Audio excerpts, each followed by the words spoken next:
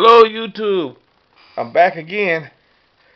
I just want to talk a little bit about get home bags. I think they're a great idea. If you got a get home bag, you one step ahead of the game. Everybody needs to have one. I mean, even if it's a little fanny pack on your side, or if you have a purse and you got stuff in there, I mean that you prepared for.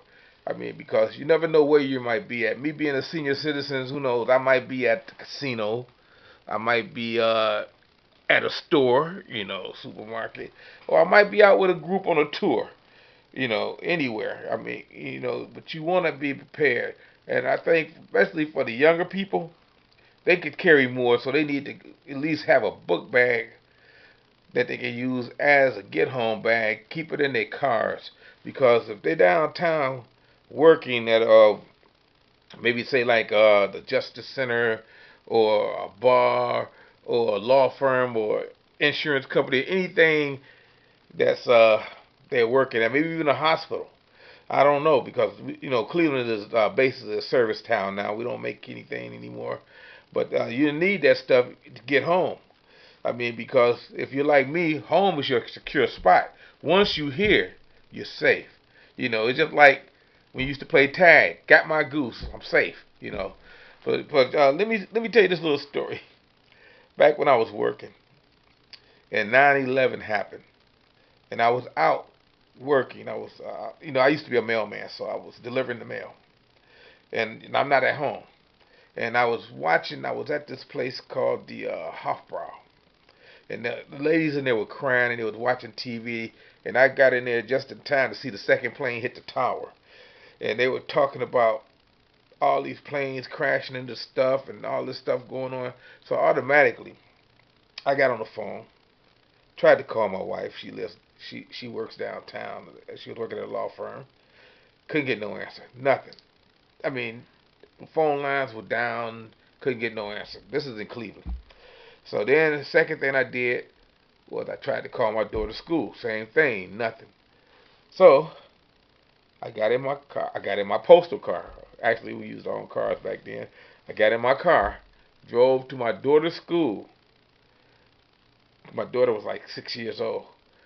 Got her, took her out of school, drove her to my babysitter's around the corner. Got back in my car, went to work, back to work, turned in all my mail, told them I'm going home. And I tried to call my wife. Couldn't find my wife nowhere. I called her sisters, her brothers, everybody, friends, because they let everybody out in downtown Cleveland early, because the plane that crashed in Pennsylvania had circled over the city of Cleveland. It circled around. We thought it was going to hit here, and it crashed. And couldn't find my wife anywhere. Now, this is like, we don't know what's going on, because planes are crashing into buildings. This is how bad things could get. Tried to find her, and find out that her company let them all go home early, and she's not home. So I'm in panic mode, and I'm checking.